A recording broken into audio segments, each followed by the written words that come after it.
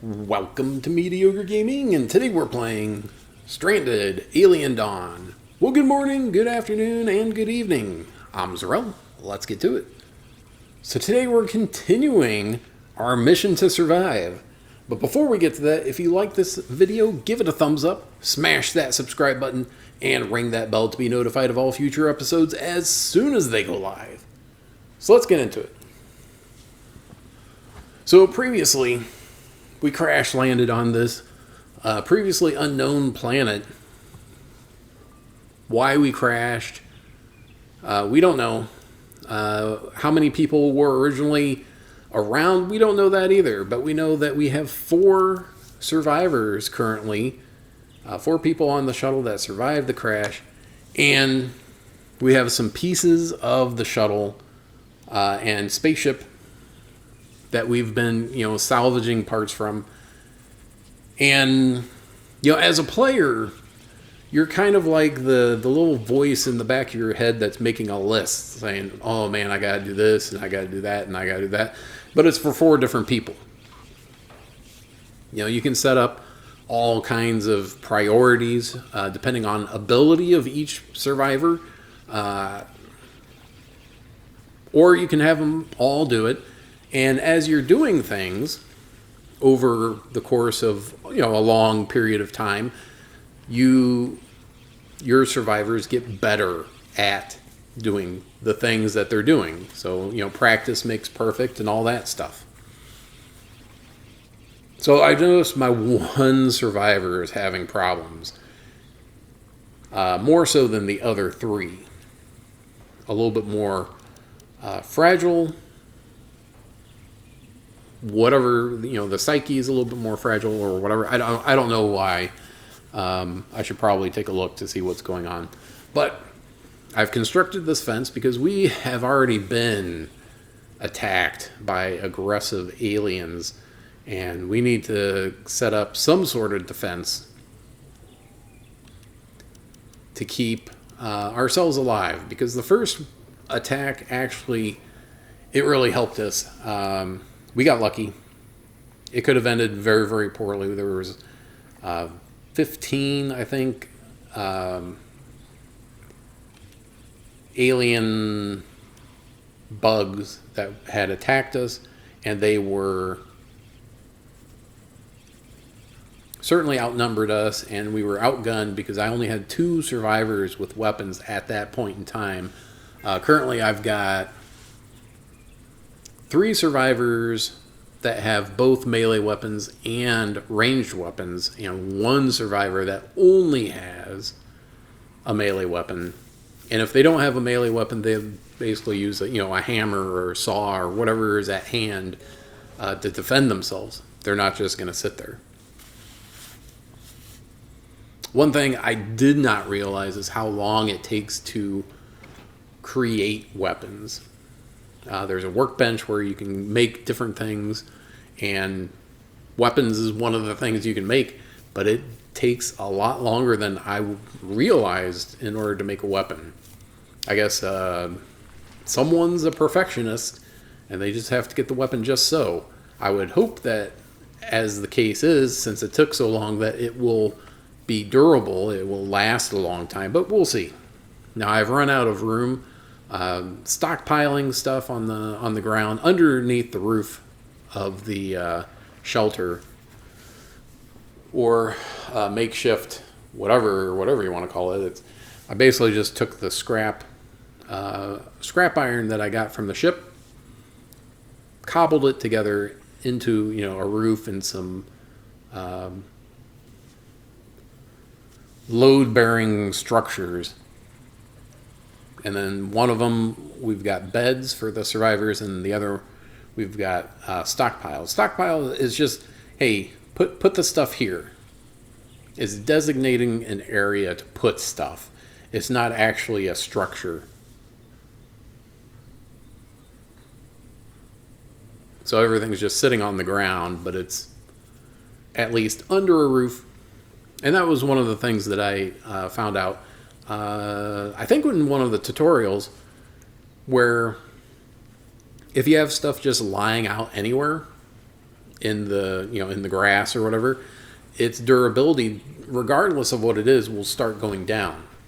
So if you have some steel or scrap iron or food, wood, whatever the case is, it'll start losing durability, and everything is expressed as a percentage. So when you chop down a tree, it has that wood pile that you get from it has 100% durability, but if you leave it out just sitting in the grass, it'll start to degrade, and eventually it will decompose as expected. It's out in the sun and the rain and whatnot, so it's going to lose durability. And you can actually look at it, each thing.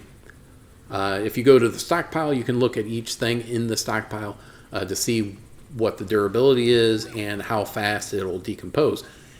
If it's under a roof, things like wood, steel, stone, those will not decompose as long as it's under a roof.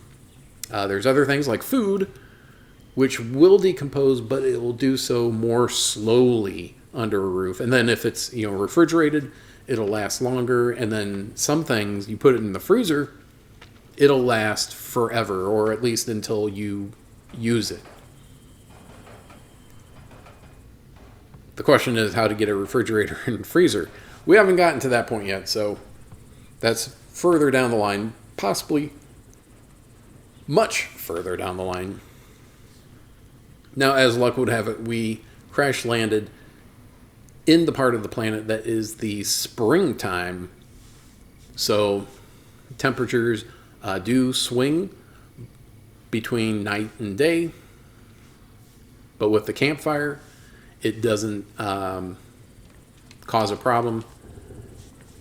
While the survivors are sleeping, they are still comfortable.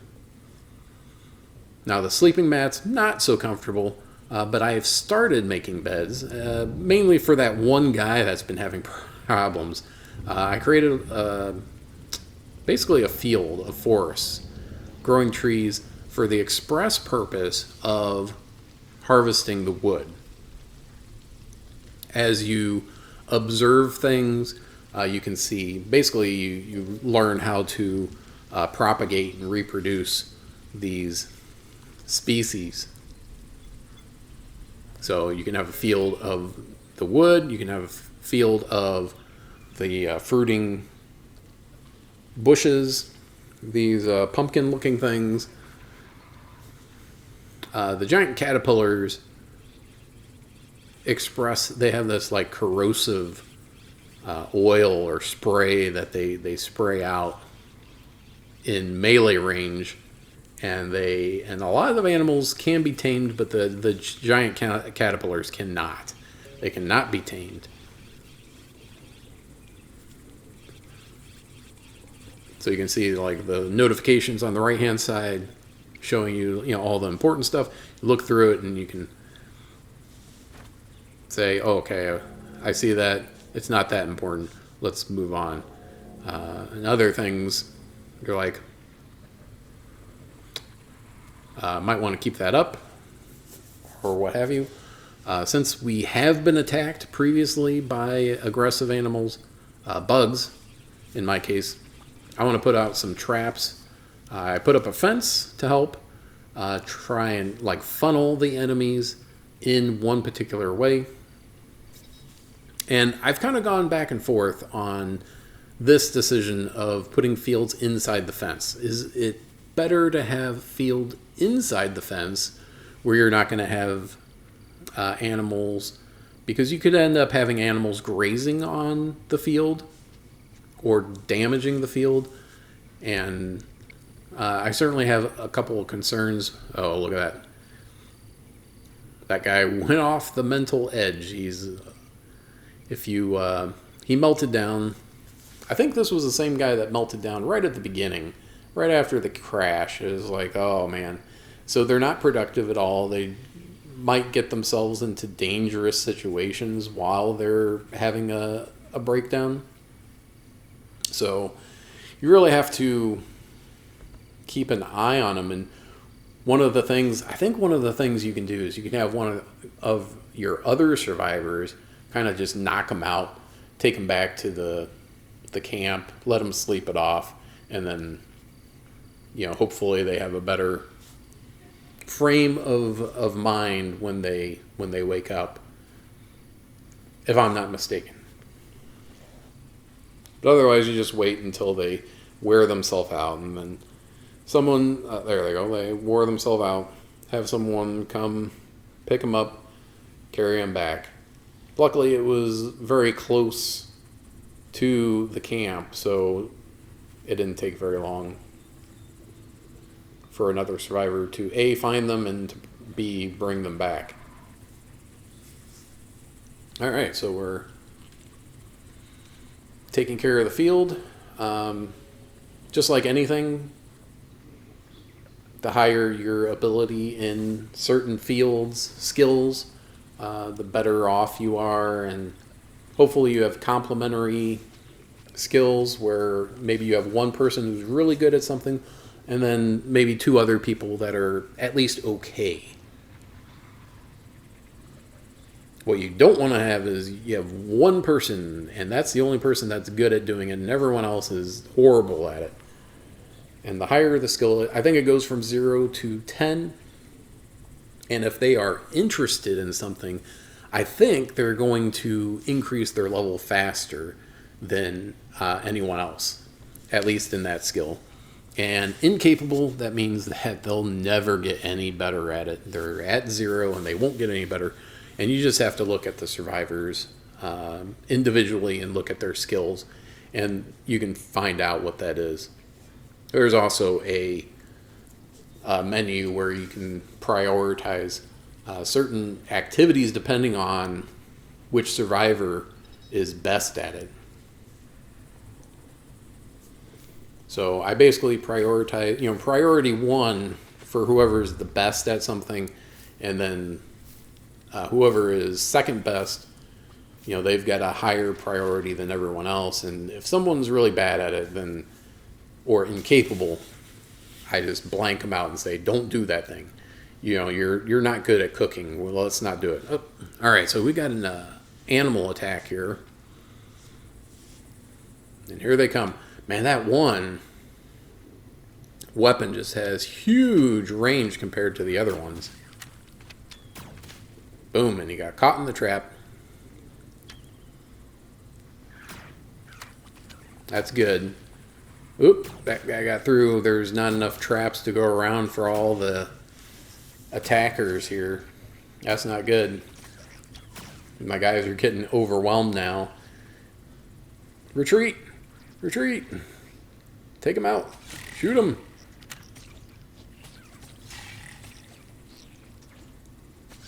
Well, that's the thing. You plan for...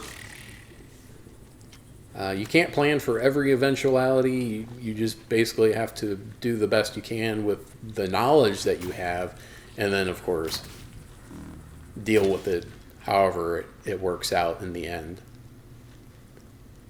So there we go. Now we have to deal with the aftermath of the attack. So whenever there's an attack, you have to manually control the survivors by drafting them, quote, drafting them, whatever you want to, whatever that means. And otherwise, they will run away from any attackers. So if they're not drafted, then they'll run. Drafted, they'll attack until someone is taken out, either the survivor or the attacker. And of course, there's injuries, and my best attacker is also my best healer. So I need to work on getting someone else either better at combat or better at healing, so that there's at least a backup. Because if your best attacker gets hurt, which, yeah, that's what happened, then what are you going to do? You basically have to say, okay, stop being a baby. I know your one leg got ripped off, but go heal yourself and then go heal other people. Yeah, you can see details of everything that happened to each survivor. So I think I've scavenged some first aid kits. So I do have some medical supplies. Anything serious, though, I think I'd be in trouble. I don't know. I don't know how deep they go into the medical. It seems like pretty deep, considering how detailed they get into the different injuries. So hopefully we'll be able to first of all, make first aid kits, and B, also be able to make something better that'll either work faster, be applied faster, or whatever the case may be, something bigger, faster, stronger version of a first aid kit, which will likely have to be researched. And I don't recall seeing one, but you never know. Since being injured seems to be a regular thing, at least at this point, it's important to. That's kind of cool, watching as the day goes by, the shadows move. As time goes on, maybe the danger of injury goes down, as long as we continue to progress on the tech tree and all that. So we'll see. We'll see what happens. But as I said before, this is kind of a slow burn. This game is a slow burn where everything is very deliberate, and it takes a long time for anything to get done. Even with the ability to increase or decrease the speed or time going by.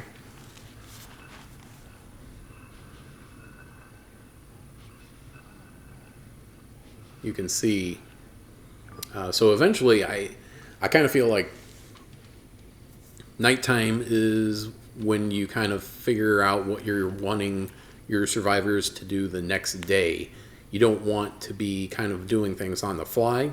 I mean, you can, but it's kind of flying by the seat of your pants, not having a strategy in mind. So that took a little while just to recoup and recover from the attack. So luckily, at least at this point, attacks are not that frequent. There we go. So we can see the tech tree as it stands right now. The one sleep mechanic breakthrough where they don't need as much sleep, that is awesome, because that gives you a lot more that they can get done in a particular day. In a 24-hour span, they're spending less time sleeping and more time getting things done. Whether it is for their own mental health or for the betterment of the group as a whole.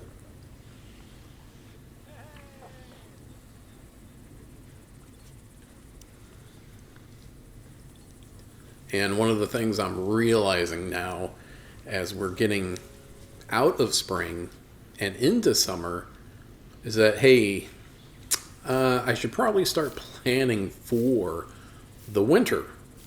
The winter is going to be cold.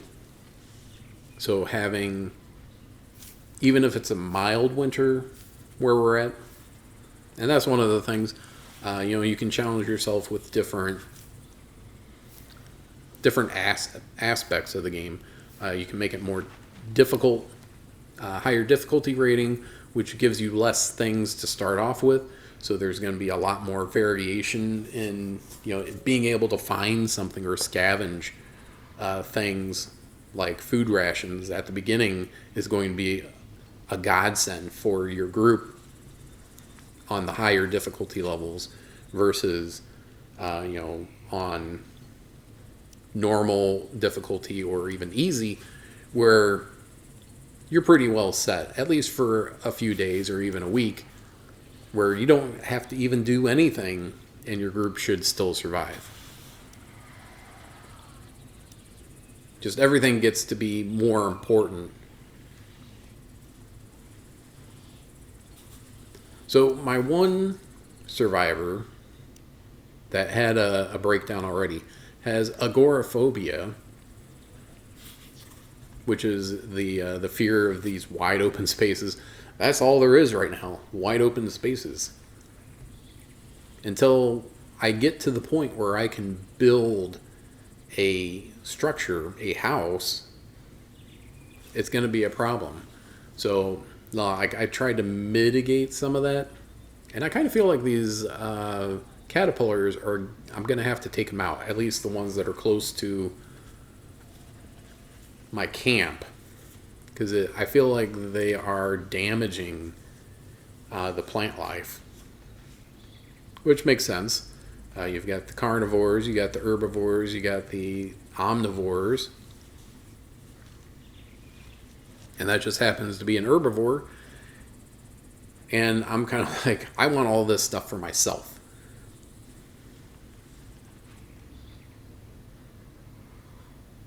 I wonder if I shouldn't put a gate or something or a door on that one section of fence so that I have one on each side.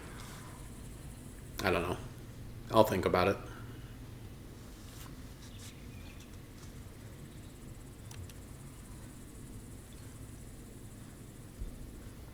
So I think a lot of the game is having a strategy and like what kinds of things do you want and what kinds of things do you need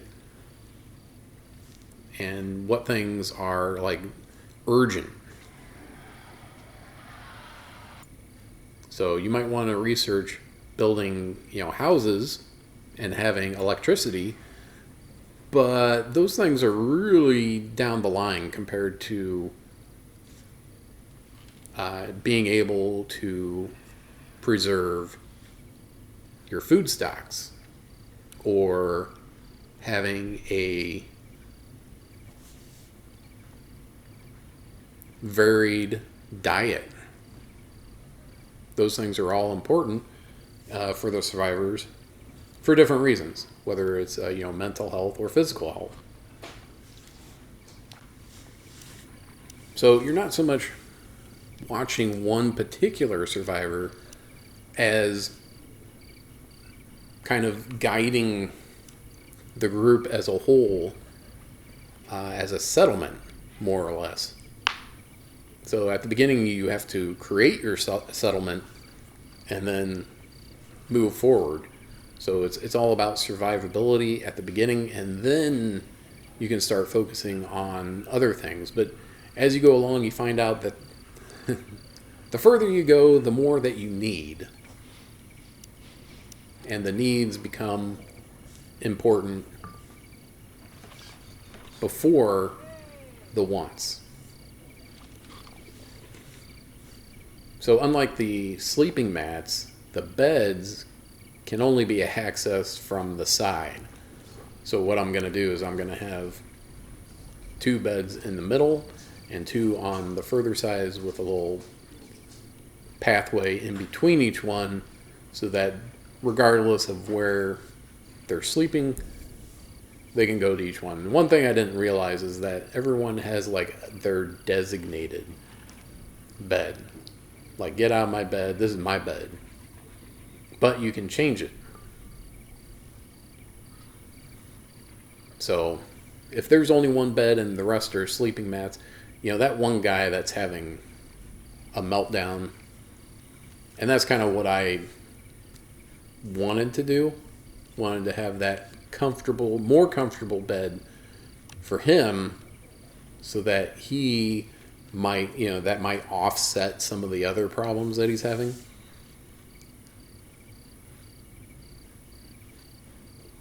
But, in my own head, I thought that whoever needed the bed the most would get it. That's not the case. It's whoever claims the bed first gets it. And then, that may or may not be the one that needs it the most. So I'm going to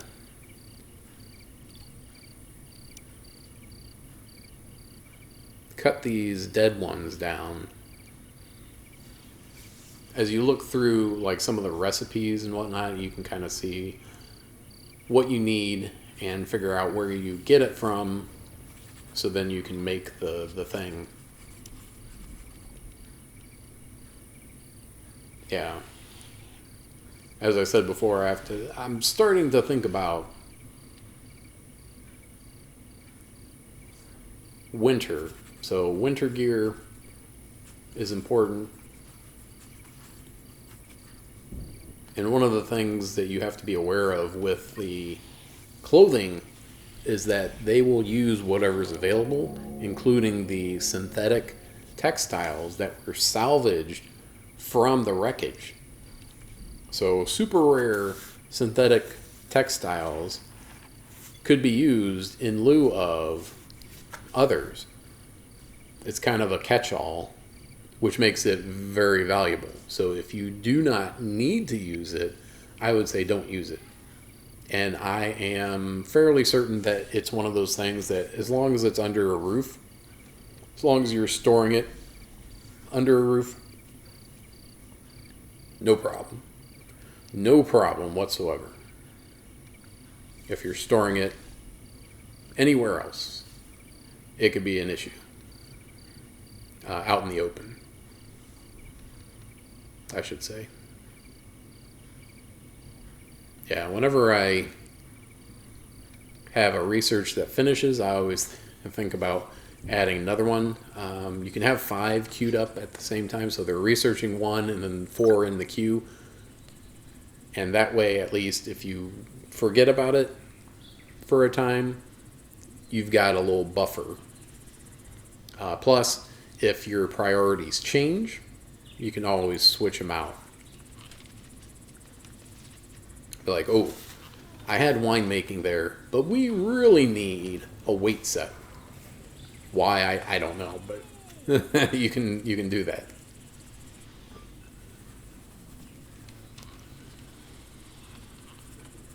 So eventually, I think I might need to move the fields and or extend the fence. As things get a little bit more complicated, all of a sudden you need things to be a certain way. Because anywhere that the survivors are going to be on the regular, they should be relatively safe.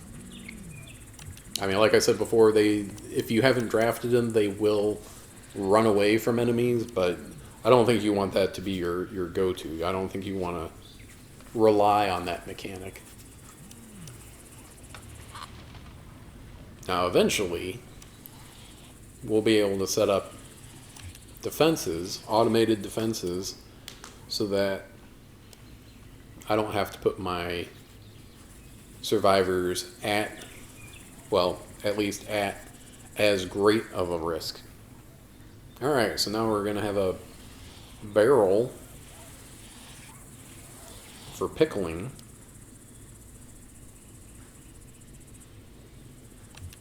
Which is a very old way of food preservation. Been used for centuries. So rediscovering that through research. Obviously, nobody was a cook. Now, I don't remember which one, but one of my survivors is a horrible cook. So I basically told him, never do the cooking. There we go. We got a furnace. It's more of a, what do you call it? That a blacksmith uses.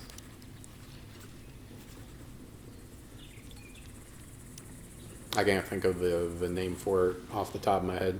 Anyway, going to be able to take the scrap iron or scrap metal that we get off of the... Oh, look at that sucker.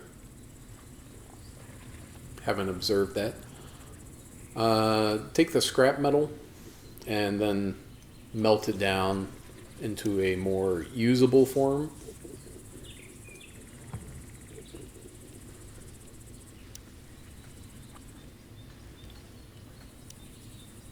harvest them.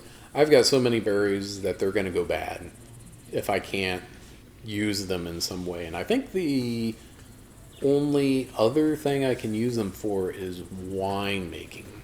I think. I could be wrong.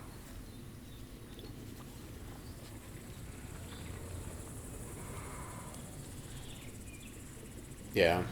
So if you only want to make something a certain number of times, you can do that. If you want to have a certain number of things in stock, you can do that as well. Or if you want them to just keep on making it, you can do that.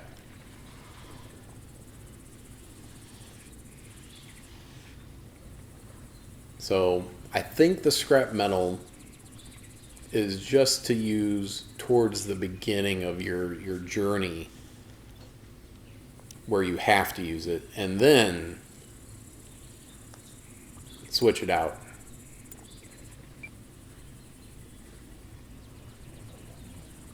Yeah, I have 10. I might change that. I might change that later, but at least for now, I'll change it to that. One of the things I need to be aware of is how different things can be used in different ways, because obviously you don't want to pickle all of something if you can use it in a fresh recipe, but you definitely want to have a storehouse of things, especially as you get into the fall and winter season where things aren't growing.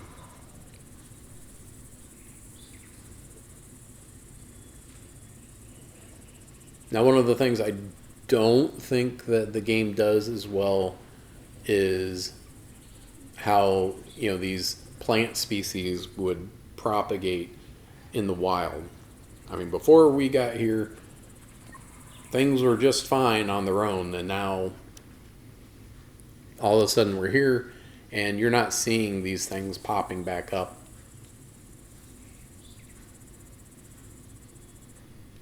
So I don't know if I'm just not keeping an eye on things and watching them where they're self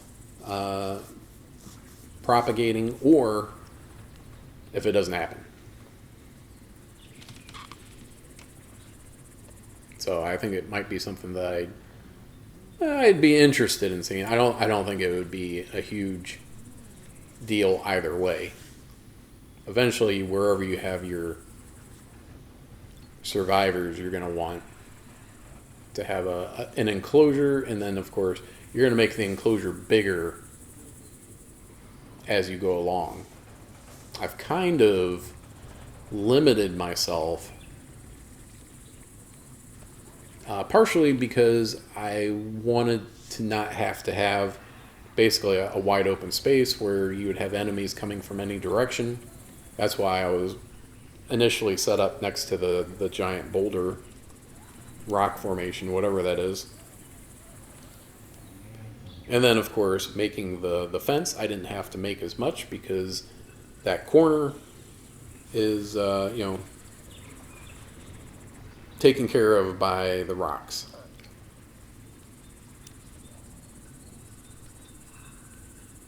So looking at research, some of the things I just picked because I'm like, hey, how about that? So like the drying rack. The drying rack and then the pickling, both ways for preservation. You take the hides and basically dry it to be able to turn it into leather goods. Alright, so now we've got a second bed being made. I had to get rid of the stockpiles, which means you have to tell them you don't want anything there because we have to prepare for the future, basically, and so they have to take everything from the stockpiles, put it into the other stockpiles, and then deconstruct these sleeping mats.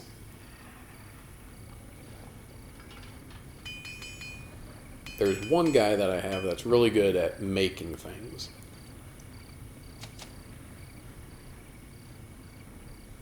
So he basically does all the construction.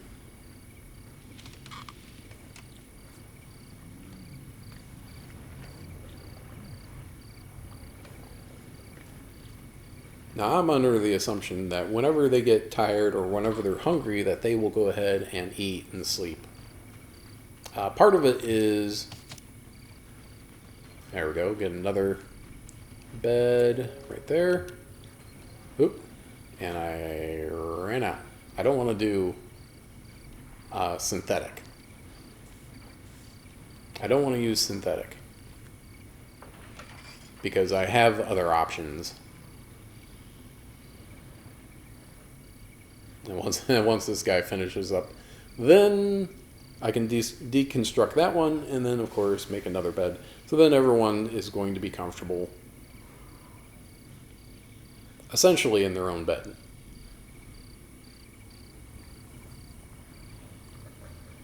But I would say by the middle of summer, I'm going to want to start researching stuff for the winter.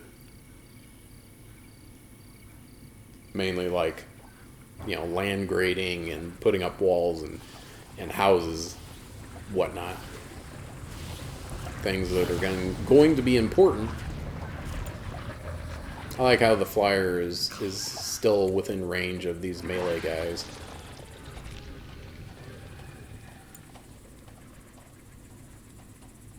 Oof. Now, I kind of thought that the caterpillars would have, or I would have a way of harvesting their corrosive stuff, so then I could use that against any attackers. One of the things I did, because at the start of summer, was to douse the campfire. We don't really need it during the summer, because even at night it is warm enough. It does get cooler, but it's still within, I would say, comfortable range.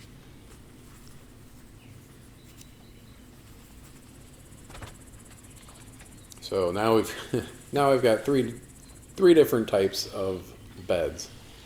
I can only assume that they are equally comfortable. They're at the same level.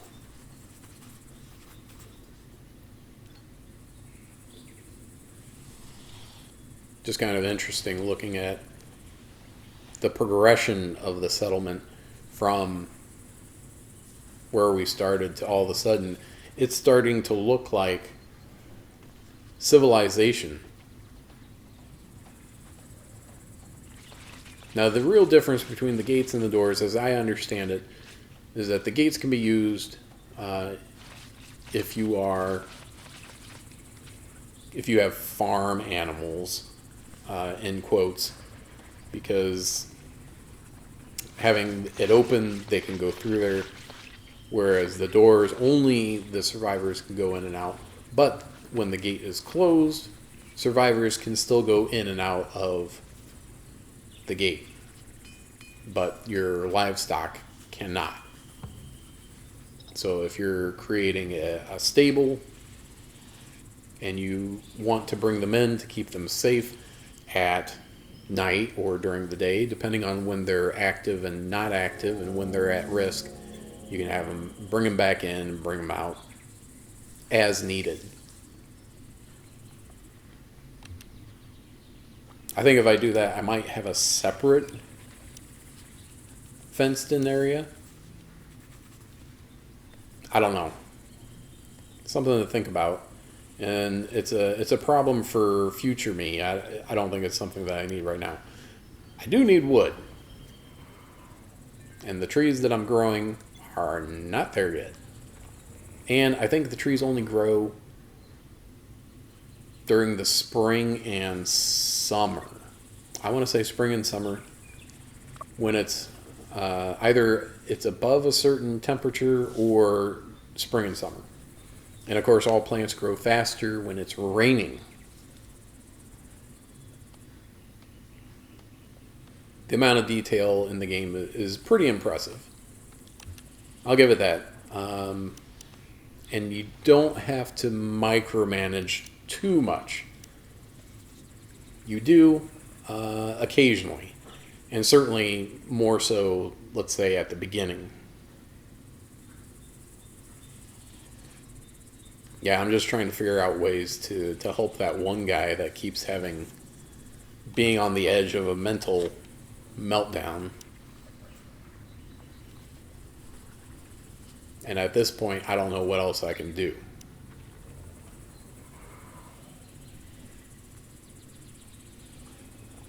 So make some, art that can be appreciated and go from there. I don't know. I'll have to try and figure some things out as I go along. Well, we're coming to a close on this episode, so I hope you enjoy this video. Be sure to check us out on social media, and thank you for liking, commenting, and subscribing, and we'll see you next time.